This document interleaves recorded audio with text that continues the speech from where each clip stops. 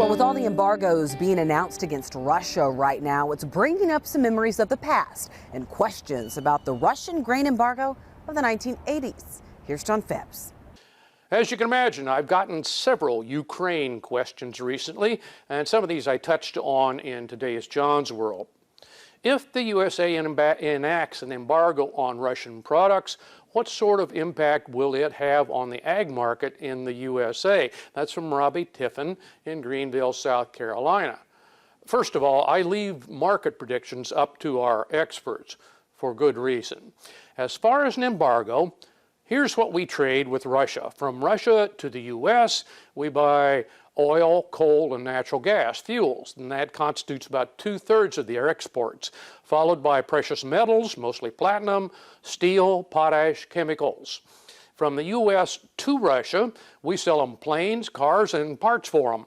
Overall trade balance is a $23 billion deficit, which is only about 4% of our overall trade deficit. Basically, we just don't trade much with Russia, and their commodities can be replaced from other sources. So any embargo impact would be minimal for the U.S.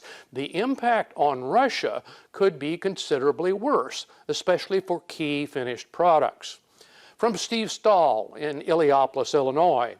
If they are invaded by the Russians, it looks like a lot of tillable land would be destroyed by bombings, compaction from military equipment, and pollution from the war effort. Since they export a lot of ag products every year, this event could really affect the markets worldwide.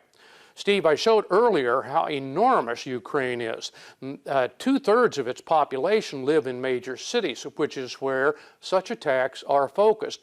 There's no military value in putting craters in millions of Ukrainian hectares of cropland or taking new routes across wheat fields. The greater threat is, you guessed it, supply and distribution chain disruption when infrastructure like bridges or ports are destroyed.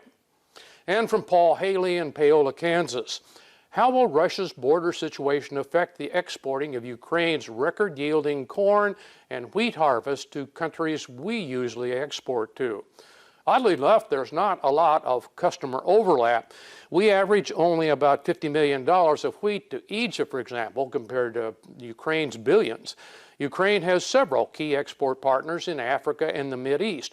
Most of these countries will struggle to compete with our wealthier trading partners like Japan and China to buy our grain, so they are at the highest risk of shortages.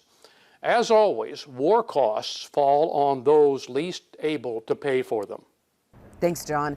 Well, with all these talks about embargoes, is ethanol the answer into replacing Russian oil?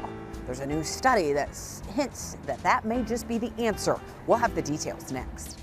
Find farm equipment on Machinery Pete's March 22nd online auction. No reserve, no buyer fees. Start bidding now at auctions.machinerypete.com.